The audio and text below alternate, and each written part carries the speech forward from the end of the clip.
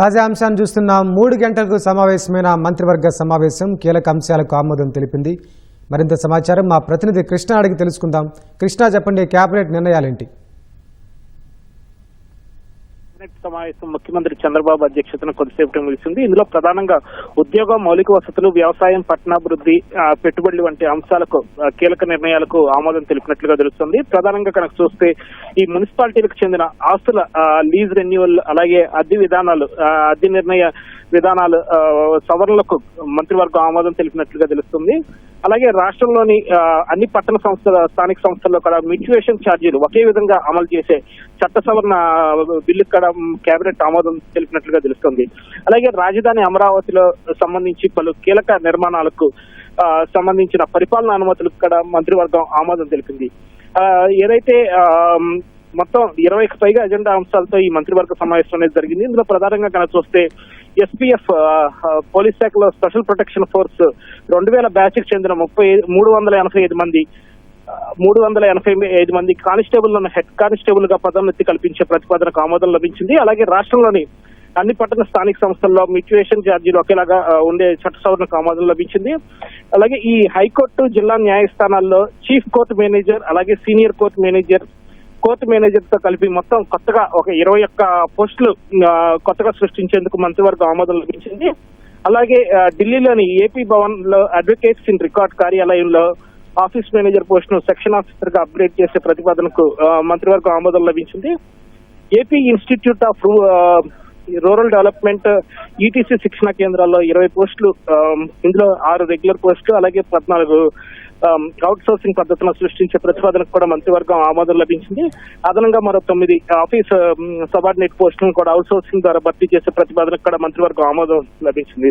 అలాగే ప్రకాశం జిల్లాలోని రామాయపట్నంలో నిర్మిస్తున్న గ్రీన్ ఫీల్డ్ పోర్ట్ ప్రాజెక్ట్ నిర్మాణ పనులకు సంబంధించి దాదాపు 354 కోట్ల మేర పరిపాలనా అనుమతులకు సంబంధించి కూడా మంత్రివర్గం ఆమోదం లభించింది. అలాగే ఏపీ మార్కెట్ కు దాదాపు 1800 కోట్ల రూపాయల రుణం పొందేందుకు ప్రభుత్వం గ్యారంటీ ఇచ్చే ప్రతిపాదనకు కూడా ఆమోదం లభించింది. అలాగే ఢిల్లీలో కొత్తగా 11.5 ఎకరాల్లో నూతన ఏపీ భవన్ నిర్మాణానికి సంబంధించి మొత్తం 124.5 కోట్ల రూపాయలతో అంచనాతో పరిపాలనా అనుమతులకు కూడా మంత్రివర్గం ఆమోదం లభించింది. అలాగే నెల్లూరు, కాకినాడ, కర్నూలు, కడప ప్రాంతాల్లో వేస్ట్ టు ఎనర్జీ ప్లాంట్ ఏర్పాటుకు సంబంధించి ఈ ప్రాజెక్టు 2% స్టాంప్ డ్యూటీ మినహాయింపు ఇచ్చే ప్రతిపాదనకు కూడా మంత్రివర్గం ఆమోదం లభించింది. అలాగే కృష్ణానది తీర రక్షణ పనులకు సంబంధించి 443 కోట్లతో సంబంధించిన పరిపాలనా అనుమతులకు కూడా ఆమోదం లభించినట్టుగా తెలుస్తుంది. ఇక రాజధాని అమరావతిలో కీలక నిర్మాణాల విషయానికి వస్తే, ఏదైతే క్వాంటమ్ వ్యాలీకి సంబంధించిన టవర్లు 2 టవర్ల నిర్మాణానికి మొత్తం 1220 కోట్ల రూపాయలు వ్యయం చేసేందుకు పరిపాలనా అనుమతులకు ఆమోదం లభించింది. అలాగే సచివాలయంలో శాశ్వత సచివాలయం, అలాగే జిఏడి, హెచ్ఓడి టవర్ల నిర్మాణానికి దానికి పనులకు సంబంధించి 2540 కోట్ల రూపాయలు వ్యయం చేసేందుకు కూడా పరిపాలనా అనుమతులు లభించాయి. శాసనసభ భవనంలో కూడా ఇలాంటి పనులకి దాదాపు 798 కోట్ల రూపాయలు వ్యయం చేసేందుకు కూడా పరిపాలనా అనుమతులు లభించాయి. ఎల్పీఎస్ జోన్ 11లో రోడ్లు, డ్రైనేజీ, మౌలిక సదుపాయాల కల్పనకు సంబంధించి కూడా పరిపాలన ఆమోదం లభించింది. రాజధానిలో 220 కేబీ లైన్స్ రీరూటింగ్ చేసేందుకు 1180 కోట్ల రూపాయల మేర పరిపాలనా అనుమతులకు కూడా ఆమోదం లభించింది. అలాగే 2వ దశ ల్యాండ్ పూలింగ్ స్కీమ్ గ్రామాల్లో రైతులకు యూనిటీ, అలాగే పెన్షన్ మంజూరు కోసం నిబంధనల మార్పు చేసేందుకు కూడా మంత్రివర్గం ఆమోదం లభించింది. మెట్ట భూములకు ఎకరాకు 40,000 రూపాయలు చెప్పిన, అలాగే జరీబ్ భూములకు 60,000 రూపాయలు చెప్పిన కౌలు పెంచేందుకు కూడా మంత్రివర్గం ఆమోదం ఇచ్చినట్టుగా తెలుస్తుంది.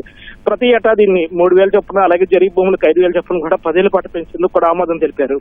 అలాగే వివిధ సంస్థలకు సంబంధించిన భూ కేటాయింపులకు కూడా, అటు రాజధానితో పాటు ఇతర ప్రాంతాల్లో వివిధ సంస్థలకు సంబంధించిన భూ కేటాయింపులకు కూడా మంత్రివర్గం ఆమోదం లభించింది. వీటితో పాటుగా ఏదైతే జలవనరుల శాఖ, అలాగే రెవెన్యూ, రవాణా శాఖలకు సంబంధించి పరిపాలనా అనుమతులకు సంబంధించిన నిర్ణయాలకు కూడా మంత్రివర్గం ఆమోదం లభించినట్టుగా తెలుస్తుంది. ధన్యవాదాలు కృష్ణ.